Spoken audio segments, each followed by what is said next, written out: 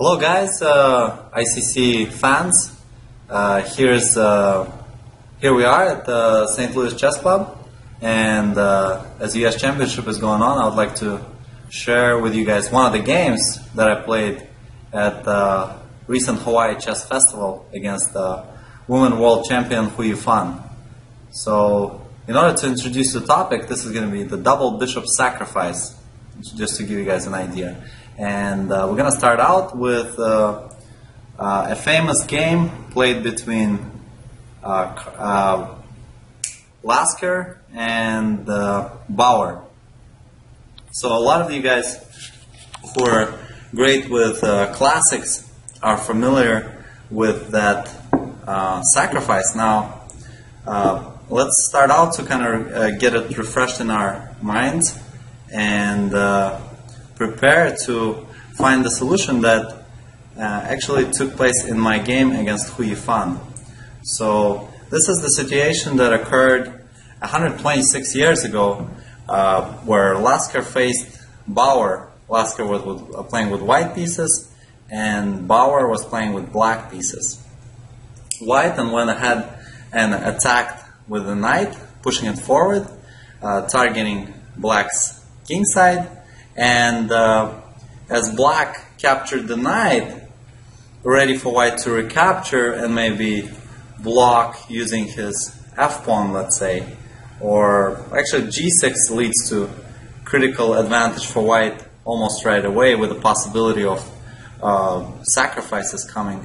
So even then the position is actually pretty dangerous, but black could possibly have counterplay of his own, opening up the diagonal against the king.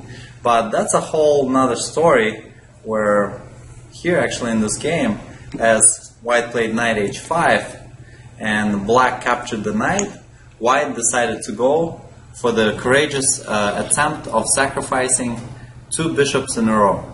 So bishop takes h7, attacking the king, king recaptures, and at this point white picks up the knight with a check, hitting the king. The king's got only one square, and you guys would probably guess, since I kind of opened up the topic for you, is that white going for the sacrifice on g7. Bishop takes g7. Bishop takes g7, and at this point white is threatening to checkmate queen h8. If black doesn't take the bishop and plays, let's say, f6, white in turn could go ahead and play queen g6. At this point though, as you guys could probably find the idea for black can defend with queen e8 right here. Now white still has a ton of initiative here, just simply retreating queen h6. Queen f7, and looks like black is actually, what? Queen f7? Now what do we got? We got queen h8 checkmate right here. That's the trick. So white would still have quite a bit of initiative going on here. Let's check out and see if we can do something quicker. So in this situation, as black plays f6, here actually we're going to use the help of another one of the pieces that is not quite in the game yet. And the move is rook f3. So as white plays rook f3, the threat is still there. Rook f7 is not possible once again, because the queen is going to jump out there to h8 and make a checkmate, and white in turn bringing that rook over to g3, aiming to finish off black's king right there on g8. So let's go back and go with the move that was played in the game. King takes g7, and at this point, very important inclusion here, very important detail. White actually has to make the check on g4, pushing the king away, whereas if you play rook f3, there's all sorts of additional variables here where the rook could go, for example, let me see, I guess rook h8, we can still play rook g3, but now you guys got to deal with all sorts of unnecessary stuff like bishop g5 here, and then you can actually blow this attack and not get the king. Okay, so what you got to do is make the check on g4. Now the king cannot be running over to the queen side, because once the king goes to f6, white is going to make a checkmate in 1 using queen g5. Bishop g5 sacrifice is really not going to do much. White is going to do just about the same thing that he did in the game. So black played king h7, and white pushed his rook forward to f3, aiming to strike out there from h3. So if you look at this, examine this position carefully, you get to realize that, hey, well, black can drop the bishop there, but really that's not going to do much. So this is actually a good exercise in finding a good defensive idea, and that is going to be, at this point, the idea of sacrificing the queen. Now, you're going to give up a queen for just a rook, but at least that's going to stop a checkmate. Sometimes an idea like this can give you some substantial chances in the game. So as white makes the check on h3, black goes ahead and shoots the queen over to the king side. White goes ahead and accepts the sacrifice. King takes. And at this point, if you really do point-by-point calculation, I guess after you pick up the pawn on e5, white's going to be a little bit ahead, but really not by much, because the couple bishops and a rook for a queen and a few pawns is actually going to be just about even, as long as black can defend the king properly. Now at this point, white actually comes up with a double attack. Queen goes over to d7, and both of the bishops hanging. And if white picks up one of the bishops, this game is totally hopeless for black, considering how weak black's king is. So this was the game, Lasker Bauer. So let's go ahead and switch over to our main example of the day. And actually this one we're going to look through the opening as well. Just to give you guys an idea, this would be Fort Knox, actually inspired by one of my students attending the Hawaiian chess camp that we did right before the main event and GM challenge. So let's go ahead and start off from the beginning. There's going to be e4, French defense. And this Huifan in this situation played knight c3, at which point I decided to go with, I believe it's Rubinstein, d takes e, capturing the pawn on e4, knight takes, and at this point, this actually I've faced this quite a bit in fun games on ICC, and that is bishop going to d7. The idea would be for the bishop maneuver over to c6. So knight comes out to f3, bishop c6. Some interesting ideas here that you would explore, especially in quicker games, with the knight moving to g5 and potential sacrifices right there on f7. But let's stick with the topic out here. Bishop comes out to d3. White decides to support the knight on e4. Now at this point, knight e5 is becoming very unpleasant, so knight d7 needs to be played, and white continues castle. At this point, I moved my knight over to f6, and instead of throwing the knight over to g5, Huifan actually retreats back over to g3. I'm actually super tempted to show you guys one cool idea here, especially if you're following Fort Knox. Is, let's say, knight going to g5, with the idea after h6, white actually tends to sacrifice here on e6, pawn captures, bishop going to g6, rook e1 with lots of pressure here. Now the position may be defendable, but certainly even for a serious game this would be a tough, very tough spot for black. So after knight g5 we could play some like bishop e7, developing the bishop, and this is an important idea for you guys to know. After knight e5, this is kind of like an active looking game for black, but in this position, I guess among other things, black gotta go for active play. Knight takes e5, d takes e, and here you guys can take a moment and see what would be the strongest idea for black. Instead of playing a turtle kind of game, going all into defense, we're actually going to go and counterattack. So how can black counterattack here? Okay, so in this situation, black goes ahead and plays queen d5, attacking the pawn on g2, and hitting this pawn on e5. And at this point, white can actually hold on to the pawn with knight f3, and we can play knight e4. And I believe in this position, knight could, for example, go to c5. Black could even castle long. I believe this position is extremely promising for black. In a situation like this, black is the one putting pressure. So let's scroll back and take a look at actually what happened in this game. So we got the knight coming to f6, knight g3, bishop e7, and white plays c4. Now, for you guys out there who follow Fort Knox or play this kind of positions, you could this could be somewhat of like Scandinavian, for example, or this could occur in different openings. Now, what the players tend to do is actually what I did in the game. I played bishop takes f3.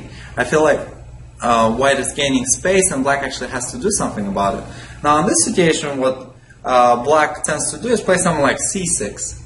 Now, if you guys are playing this kind of situation, I would say white is going to maintain advantage over the long run. It will be hard for white to, for black to truly equalize. For one thing, white's got a pair of bishops. So in this situation, what I actually did is bishop takes f3. This gives up a bishop, which you should do only in a special circumstance, which this kind of is. And after after queen takes f3, instead of playing c6, playing a turtle kind of game, I'm actually going for active play with c5, challenging white's stance in the middle. So I think d5 is interesting here. There's some ideas of picking up the pawn on b7.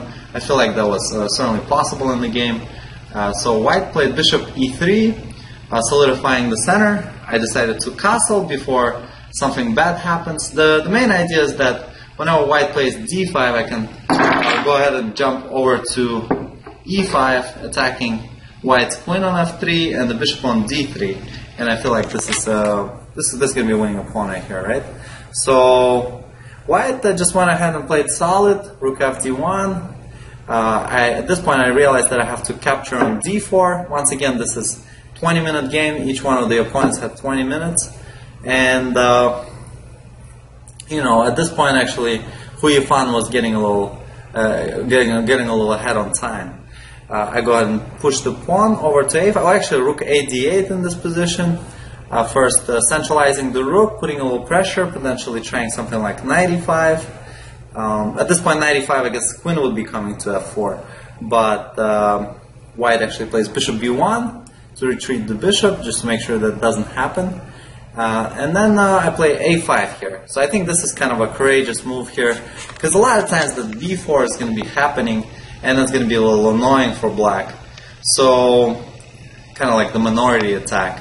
So at this position, I play a5, aiming to blockade along the dark squares.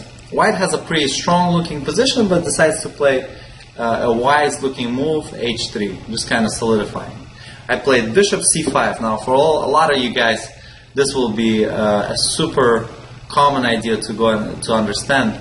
And basically, once I neutralize one of the bishops, this will be, especially the dark square bishop, I can block off white's play and actually even claim the advantage in this situation. White plays bishop c3, and in this position I continue to attack, to chase my opponent's bishop with bishop b4. I play bishop b4, and in this situation, I'm going to present you guys with the idea of double bishop sacrifice. Now, real quick, knight h5 in this situation is a cool idea. If knight takes h5, white is going to take on h7, king takes h7, queen takes h5, king goes back to g8, and guess what white plays? Bishop takes g7, king takes. Now, first we push the king away, king goes to h7, and now we're going to be finishing him off with rook d4. So if you guys saw this kind of attack coming, excellent. Excellent. This is, I believe, a win for white. I don't think black has anything to defend in this position. So rook coming to d4, finishing black off. So knight h5 would be looking pretty good, except for the fact that after knight h5, black can simply exchange the bishop over on c3, and the attack is not going to be even half as strong. So now bishop sacrifice is really not going to do much. So in a situation where that bishop on c3 was placed on b2, this would have been perfect. Knight goes to h5, and after knight captures h5, white goes ahead and executes our double bishop sacrifice, exactly how we followed in the earlier example. So bishop takes h7, king takes h7, queen takes h5, king moves backwards. At this point we sacrifice the second bishop, king takes, queen goes over to g5, king h7, and rook d4. So the finishing maneuver, bringing the rook forward. Now let's get back to the game and actually just adjust this idea by a moment. So as we step the knight to h5, black takes on c3, right? Well, how do we adjust this idea to make sure we can make this happen? So you guys can take a minute and see if you can find the solution. Now, I showed this example a couple times, and a couple title players found this move just about immediately. So the move is this in this situation is rook takes d7, weakening the f6 knight. In turn, if black takes with a queen or with a rook, after bishop takes f6, pawn takes, white has a decisive attack. Now it's not going to follow with queen g4 or queen h5 necessarily. A couple of those could actually be quite strong and decisive, but I believe knight h5 is really the killer idea.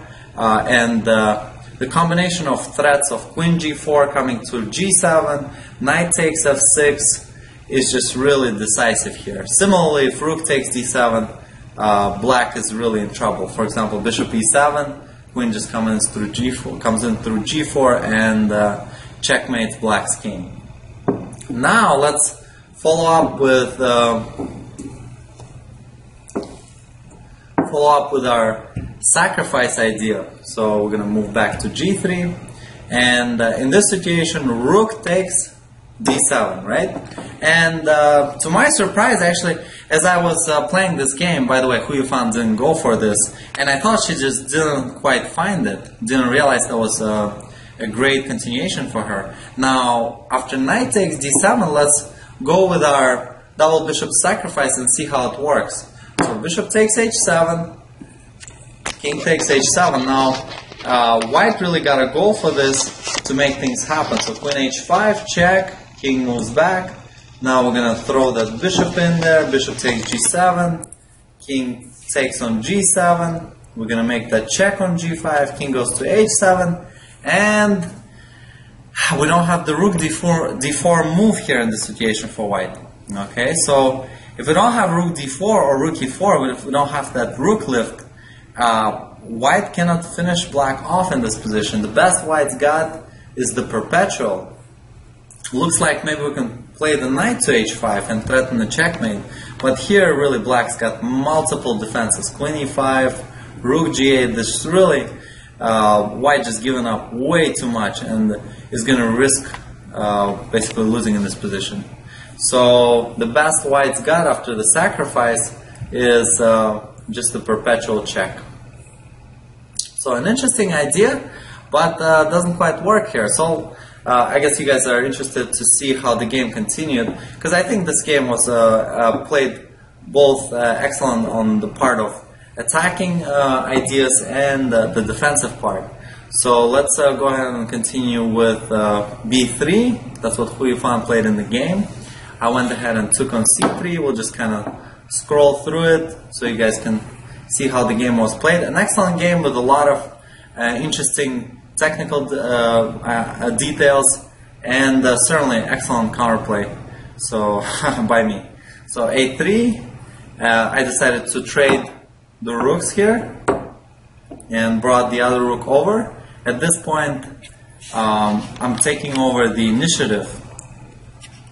So I'm taking over the file, whereas Hu Yifan just moves over to the side, moving the rook to c1, preparing the minority attack. But I'm a moment too quick here, playing queen f4, trying to break in, possibly queen d2 idea, rook coming to d2, e4 square, b3 is weak, my opponent plays b4, and at this point the computer suggests, I believe, a takes b, knight a6, going after the pawn on b4 since the c1 is hanging as well. It's kind of interesting, a little bit off to the side, so I didn't really consider this seriously. At this point, we actually, at some point, Hu Yifan had time advantage. At this point, it started evening out at about 6 or 7 minutes for each one of us left, so obviously kind of a pretty erratic situation where you have to really play move by move.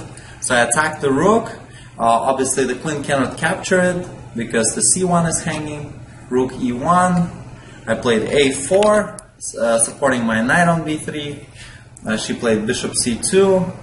I continued, well actually in this situation, interestingly, she played knight e2, and this was a great spot for me. I guess queen d2 was interesting, but really an excellent move here. The one that I actually saw, but I just kind of forgot about it as I was calculating things. And knight e4 was an excellent idea, attacking the queen on c3. She could play, and in between move, capturing the pawn over on g7, king takes g7, and after knight f4, I can really sneak in here with the knight on c3. My rook is coming over to d2, and that pawn on a3 is really not going to be feeling good. So this is a super dangerous position for white, with that really treacherous weakness out there on a3 that could really decide the game in black's favor. So this was really a great game by me up to this point, and knight e4 was going to be a great point to take over the initiative. I didn't play that and retreated back over to c7, allowing white to get some initiative here in this position and solidify the advantage. And after bishop c2, that's kind of what I realized. I had to really do something. So knight went over to d2, attacking c4, pawn push forward. At this point, I realized I had to go forward. Knight going over to e4, queen e3, and I supported the knight with f5. Planning to jump at the queen right there with knight c4, attacking both a3 and the queen on e3. So I do have some initiative in the position, but certainly white's got the advantage. So interestingly, my counterplay proves to be quite effective. So Hu Yifan goes after my pawn on e4, but doesn't quite manage to get it. I break in with rook d3, queen retreats, and jump my queen over to f4. At this point, Hu Yifan plays rook d1. I play rook d5. So rook d1 obviously aiming to hit the pawn on e4. Earlier, if white captures on e4, I'm going to end up exchanging on e4, takes, takes, takes, and then picking up the pawn on a3. Now, even though the pawns are even, black certainly has a dangerous enough counterplay that will be enough to at least make a draw in this situation.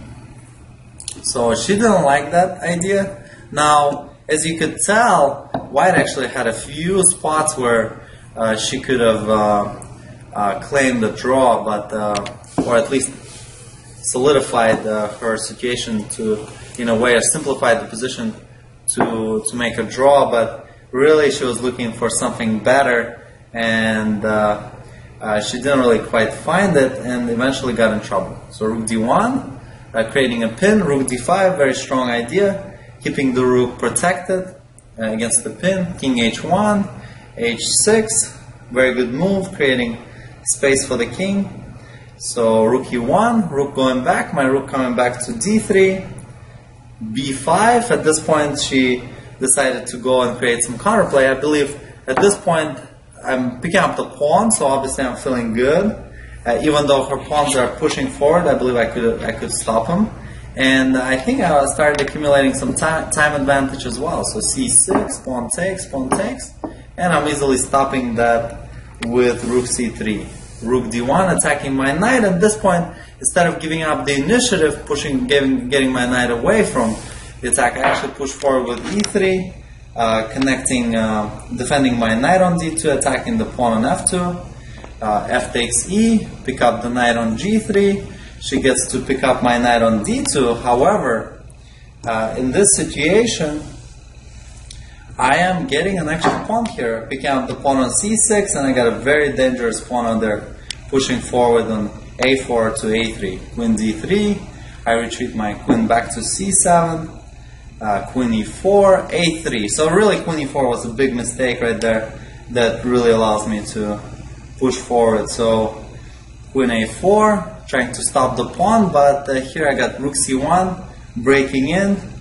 Very unpleasant. Her king is going to be constantly under checks and attacks. At this point, she gets to make a check on a8, and interestingly, instead of going to h7 where she can continue checking me, I go over to f7, queen f3, king e7, desperate couple checks, allowing her to basically continue the game and not lose on time, but really her position is not getting better at all. Rook c1, queen takes c1, king h2, very nice subtle check on c7 first, defending against potential checks on b7 and such. So queen c7, king goes to g1, I play a2, queen goes defense against the pawn promotion, and I play queen c3 right there, aiming to promote the queen over on a1. So I think cool example of double bishop sacrifice, as you guys could tell, that wasn't going to work in the game, but certainly did work in Lasker versus Bauer and could work in your guys' game. And hopefully you guys like my side of things playing for black, defending, putting up a strong defense, and then eventually going for counter-attack and finding my opponent totally surprised by my initiative, and then slowly taking away gradually taking away the game from my opponent and turning it into a victory.